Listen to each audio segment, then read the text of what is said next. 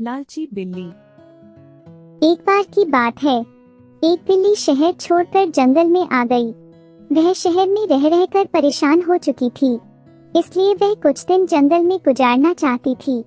वह शहर में लोगों के घरों में जाकर उनका दूध चुराकर पीती थी, लेकिन अब उसका दूध से भी मन भर गया था। जब वह जंगल में आई तो उसे एक लोमड़ी दिखाई दी।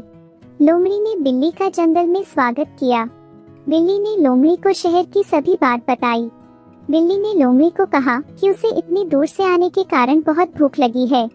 लोमड़ी ने बिल्ली को अपने घर खाने का न्योता दिया। इसके बाद बिल्ली लोमड़ी के घर खाना खाने चली गई। वहां उसने लोमड़ी के द्वारा दिया गया खाना खूब चाव से खाया।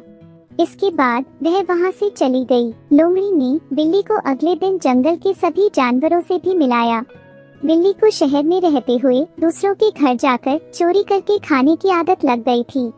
वह जंगल में काम करके नहीं खाना चाहती थी। अब जब भी बिल्ली को भूख लगती, वह लोमड़ी के घर जाकर जब भी लोमड़ी घर पर नहीं होती थी, उसका खाना खा लेती थी। इस तरह दिन बीते गए। लोमड़ी को अपने घर का खाना कम होने का पता चल गया, इसलिए उसने इसकी निगरानी शुरू कर दी। एक दिन उसने देखा कि बिल्ली चुपचाप उसके घर में आकर उसका खाना खा रही है। यह देखकर उसने बिल्ली को बहुत डांटा। उसने बिल्ली को बोला कि यह शहर नहीं है, यहाँ पर सभी जानवर खुद मेहनत करके खाना इकट्ठा करते हैं और खाते हैं। तुमको भी यहाँ पर जंगल का नियम मानना पड़ेगा। लोमड़ी की बात सुनकर बिल्ली को बहुत शर्मिंदगी हुई। उसने लोमड़ी से वादा किया कि आज के बाद वह कभी भी खाना चुराकर नहीं खाएगी।